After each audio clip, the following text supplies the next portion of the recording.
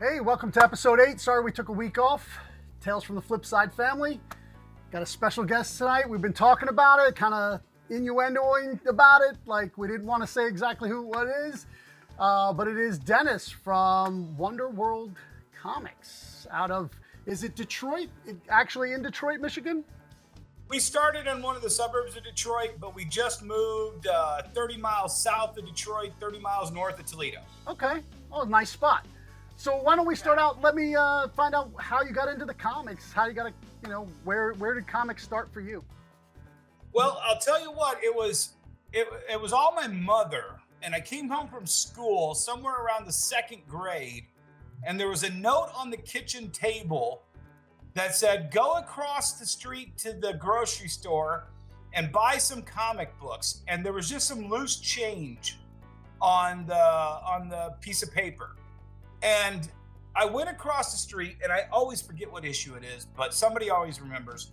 I believe it's either Batman or Detective 271, and it was Batman and Robin in the background, and the Riddler is standing on a case in a warehouse, and he's saying something to Batman and Robin. And that, for some reason, that comic just grabbed me, and I still can see it in my head. And I had no idea I'm in second grade. I barely know what money is at this point, Right. let alone that this handful of change can buy me a comic book. And it really was, it was inconsequential. I remember that first comic, but it was inconsequential until several years later. I mostly bought magazines. I bought the Buck Rogers TV show magazine. I occasionally buy a comic book. But it wasn't until G.I. Joe number 18, when they ran that commercial series. I don't know if you remember, but they ran a full animated commercial of G.I. Joe number 18. And I was like, wow, I love G.I. Joe.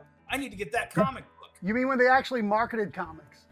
They actually marketed comic books to help, their subscriberships and their viewerships. Yeah. So I remember going to another drugstore in a little town called Moweaqua, Illinois, population, I think 1,800. And then it just I know it blossomed from there, because then I went to my grandma's and I took my comic books to my grandmother's house, and she gave me the obligatory big stack of Richie Riches and Archies that every grandparent has ever hoarded. And I'm like, I'm a little out of this one. But the barber shop up the road from Grandma's house did a 2-for-1 trade-in on all comic books.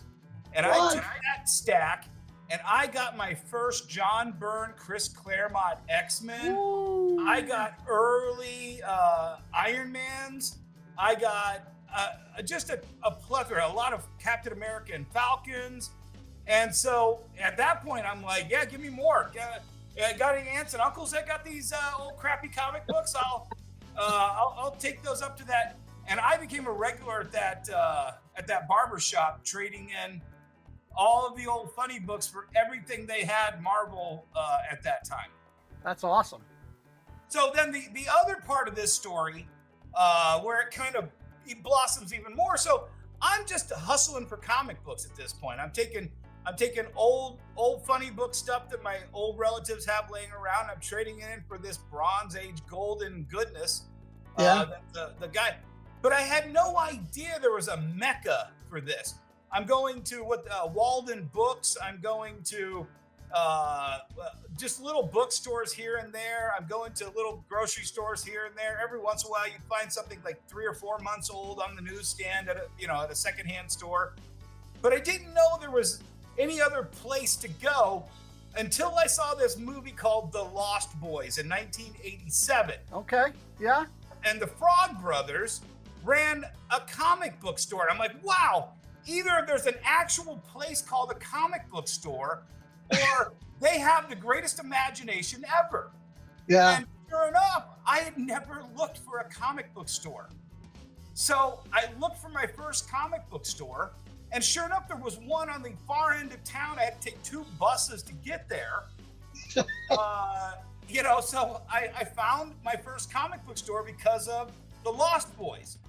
And and it's kind of funny because now I actually just saw Corey Feldman last weekend at Fan Expo Chicago, and and I'm like, wow, you got to actually he had a pretty big line, so I didn't get to go up there and tell him he's the reason why most comic publishers don't like me asking questions. So, and then of course, you're an old timer. I'm not that old of an old timer when it comes to that, but Joe Ferreira, when I first met Joe Ferreira, I told him that story. And because I felt somehow compelled that Joe Ferreira started my journey into going to comic book stores. And I don't think he gets a lot of credit for being the king of comic retailing, but I don't think he gets credit for basically putting a face and a name to what we were. Right. Yeah. So Mile High was mine. I was actually in Colorado in the early 80s, and he had shops. Mile High had shops in all the malls, and we had moved to a bad neighborhood, and that's where I was hanging out. 25-cent comics. They never made me leave. I could read comics in there. Man, it just stuck. Yeah, and like I got to meet Mike Grell there when I was 13 years old, and man, I love John Sable, so like I was meeting one of my heroes of comics, and that's when it stuck hard for me. Yeah, well, I mean, and we all have that similar road. They're all different, but they all lead to one place, which is we found a place called a comic store where we felt recognized as a kindred spirit with people. Yeah, and connected into the community. Here's one of the bad sides that we get, but it's also rightfully so. But it's part of the thin skin of the current people. Dude, I felt trashed on by that first comic book store. The guy was telling me I wasn't reading the right comic books. The first time I walk into his damn store, and he's telling me I'm not reading the good stuff.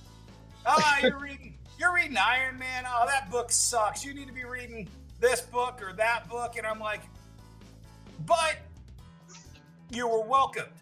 Yeah. Right. Now they were all snobs. I think we all are snobs for what we like. But you've got to have a thick enough skin to stand up for yourself to say, you know what? I really do like Iron Man, and I don't care if you hate it. Well, I definitely hand sell the stuff I like. Right.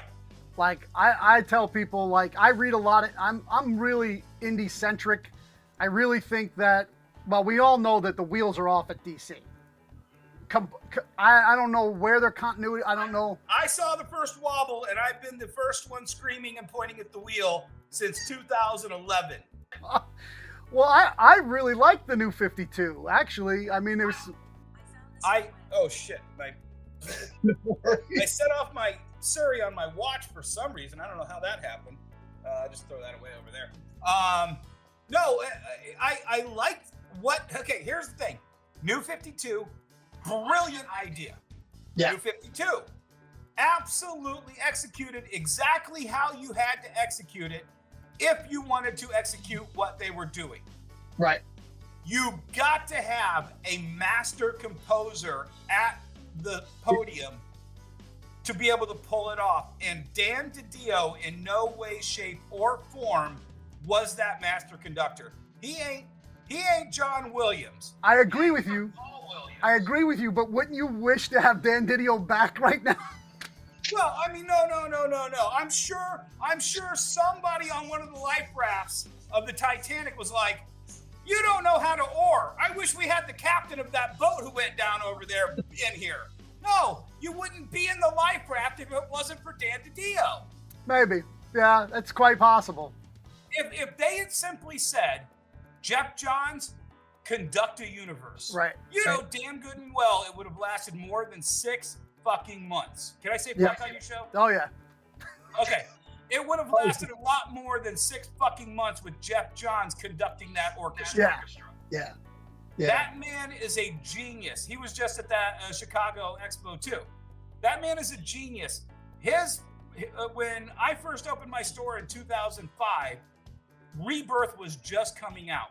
Right. And I stopped reading comic books in 1997, 6, whenever it was, when Kevin Dooley destroyed Green Lantern, one of my favorite series.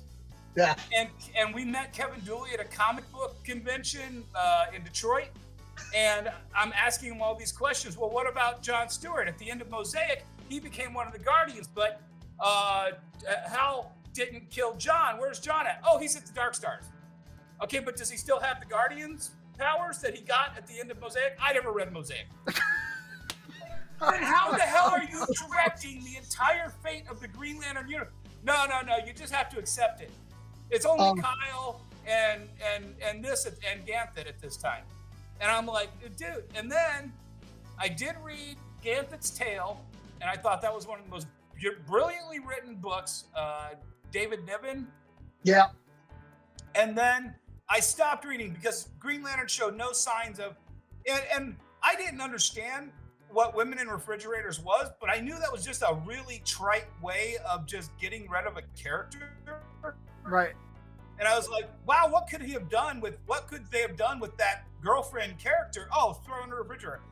Now, I mean, I'm not going along with Gail Simone on what it means, misogyny and all that stuff, but it was a stupid thing to do to that character right off the bat. Right.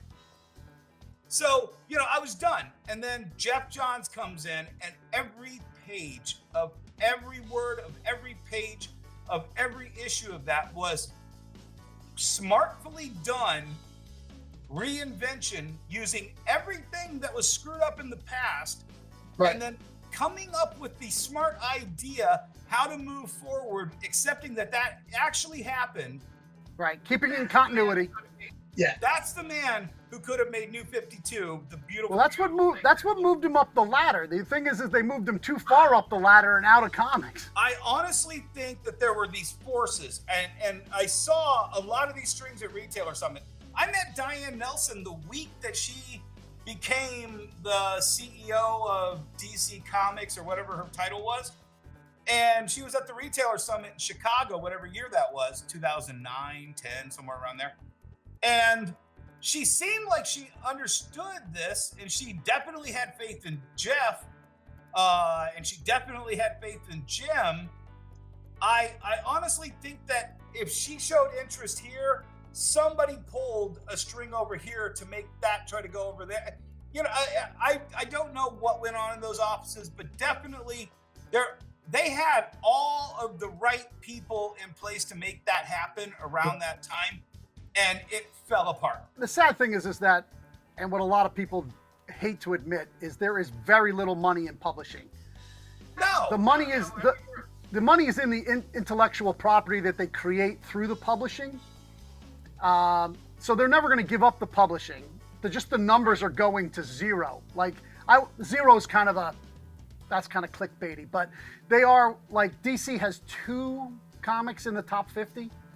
We're kind of getting off topic. We could probably have a whole episode just talking about DC, but let me get it back on course here. So in 2005, you opened up, you were probably selling new comics at that time. Well, yeah, so I'll give you... And how did that happen? What brought you into that? So I'll give you, there was a roundabout road. 1990, I went to college. 1991, early 91, my parents gave me that call saying, hey, you need to get all your crap out of the basement. We're selling the house.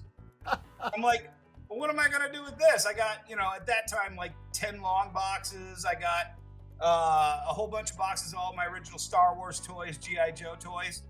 So I didn't want to sell the comic books, so I ended up figuring out a way to put those around my bed so that I could just use them as part of the foundation. And then I went to the local Kaleidoscope, a little antiques bookstore and toy store. And I took a shoebox in there of Star Wars figures. And the guy offered me $110 for my shoebox. And I'm like, what? And that was 1990 when 110 was an actual amount of money. Money, yeah. And I'm like, what is it? Now, of course, I later quickly found out that the Luke Skywalker and Stormtrooper, the Han and Carbonite were the 2 rarest figures from the Star Wars Power of the Force collection that went for about $75 each then. Right. He definitely got me good. but that got me selling toys. So then I started calling all my friends when we'd get back together for, Thanksgiving or come home for, summer break. And they're all like, oh, dude, my mom is bitching at me to sell them all my crap in the basement so they can turn it into, a TV room. I'm like, Right. dude, I'll buy it. And so I just started buying and flipping toy collections of all my friends. So then I was kind of really heavy into toys, but I was still reading the comics on the side. I was the idiot, like all of us that bought 10 copies of X-Force #1 and 10 copies of X-Men #1 so they could have 2 sets and Right. all the different covers of this and that and the other. So I was running up my credit cards over here. I was selling toys over there. And somewhere around 1994, I started buying the rare toys that were coming out at the store and selling them to the comic book stores at a higher price on commission, Right. so that I could pay for my comic habit. Sure. And around 1996, apparently a reporter called a comic store that I dealt with and was asking them about hard to find toys. He had heard hard to find toys could go, in the stores could go for double and triple what they were. He goes, oh, you need to talk to Dennis. He's like the Indiana Jones of toys. And that intrigued that guy. And yada, yada, yada. A little bit later, I became the front page poster child for toy scalping on the Wall Street Journal. Whoa, awesome. Yeah, so I did that for I'd already given up toy scalping because I was just kind of selling more collectible toys at that time. Right. And then I ended up putting on a Transformers convention, a Micronauts convention. Then I got roped into being a convention booking agent for Star Wars actors. I represented like 20 of the different actors from Star Wars for about 5 years. And then we decided, my wife and I at the time, my ex-wife now, decided we would settle. I was going to settle down because I wasn't going to be able to go on the road when we had our first kid. Right. So I'm like, okay, I sell toys. I stopped reading comics, but what's the umbrella for all of this? What's the umbrella for pop culture? Right. And it's the comic book store. And I think all roads lead to the comic book store. It's a destination. That's what I tell people all the time. Comic book stores are a destination. Doesn't matter what kind of business model they have. People will drive, and when they're on vacation, they Google them. I get lots of people from very far away that come in, and it's a destination, and it's really great for revitalizing malls and downtowns and stuff like that. Like you said, it's the Mecca. We'll get to the revitalization of the malls in a second. Oh, awesome. That was part 1. Stay tuned for part 2 with Wonderworld Comics.